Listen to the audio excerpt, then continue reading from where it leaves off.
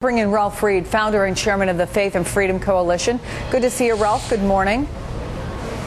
Good to see you, Chris. Yeah, let me get your take on this and where you think this will come down. I mean, this conversation has not gone away in the last week or so. Obviously, it continues to be something that is of great concern, both to the left and to the right.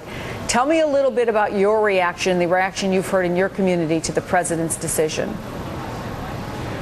Well, I think it's really inexplicable on a lot of levels. I mean, I think you start with the obvious fact, which is if you look at all the polling, you know, somewhere between 50 and 70% of the American people say their number one concern is jobs in the economy.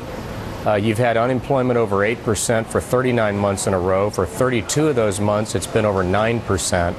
This is the most anemic and weakest recovery from a recession since the Great Depression. So is your suggestion that this is kind of irrelevant in terms of voting, in terms of fundraising? I didn't say that, Chris. What I said was, what I was attempting to say is that with all that going on and 5 million mortgages on the verge of foreclosure, the president looks like he's tone deaf and out of touch when he launches his re-election campaign by talking about this issue. And I think you start with that. I think the second thing you start first of all, with the president and some Democratic lawmakers have some things going on mortgages. The White House would certainly argue about their economic plan. But let me ask you specifically, because this is a situation. Chris, he formally, the week that he formally launched his re-election campaign, with rallies in Virginia and Ohio, his vice president went on Meet the Press and preempted him. And he lost a week of media coverage when he could have been talking about the economy, and he's talking about this. There is no way you can tell me that the campaign senior heads in Chicago thought this was a good idea and wanted this to be the script. So you're basically saying that you're happy about it because you think he made a tactical error. I don't think it was just a tactical error. I also think it was a strategic error. Leaving aside for a minute the question of whether or not the polling is moving in the direction of being more in favor of same-sex marriage, and I think the jury's still out on that. What we do know, the polls have been pretty consistent over the last couple of years. They've definitely been moving in one direction. But now they're receding. It was 53% support in the Gallup a year ago. Today it's 49. In the Pew it's 47. So it's moved up and down. It's within the margin of error in both the Pew and the Gallup. But the national polling is irrelevant. What matters is what's going to happen in Ohio, in Florida, in North Carolina, and in Iowa. And in Ohio and Florida, I would argue the two biggest swing states in the country, both passed marriage amendments by 62% of the vote, including a majority of African Americans. So I think this is a serious problem for the president. He looks like he's out of touch on the one hand, and then on the other hand, he's going into states where people have voted overwhelmingly. I mean, Chris, in Missouri, the marriage amendment passed by 71%. Well, that's a swing state where Ralph, that more than two-thirds of the voters voted for marriage.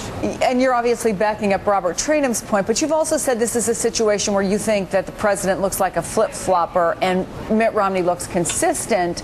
Right. However, I just want to play for you what Massachusetts Governor Deval Patrick said a little earlier on. He insists that, in fact, it's Mitt Romney who's flip-flopped. Let me play that for you. I think what we know is that Mitt Romney has occupied many positions on many issues, and he has, back in 1994 when he was running for the United States Senate, he said publicly that he would be better than Ted Kennedy on gay and lesbian issues. He takes a different position in front of a different audience today. He's also changed what he has said about gay adoption. He at first seemed to support it and was speaking very positively. Then he just said it was something that was the law in his state. I mean, can you really say that Mitt Romney has been consistent on this issue?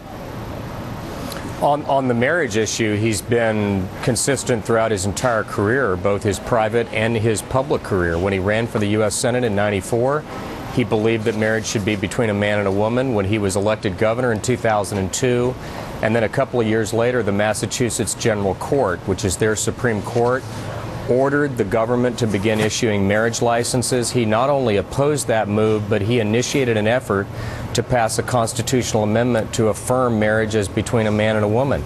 So the person who has either, quote, evolved or flip-flopped, it kind of depends upon your perspective, is Barack Obama. And the problem that Obama's got on this issue, Chris, is it isn't just a personal statement. It isn't just an expression of his personal opinion. It's administration policy. This administration, through the Justice Department, went into federal court and filed briefs claiming that the Defense of Marriage Act was unconstitutional. Now, that law doesn't restrict New York or Massachusetts or Connecticut from issuing marriage licenses. All the Defense of Marriage Act says is if those marriages are valid in New York or Connecticut, they don't automatically become valid in Oklahoma or Utah or Florida.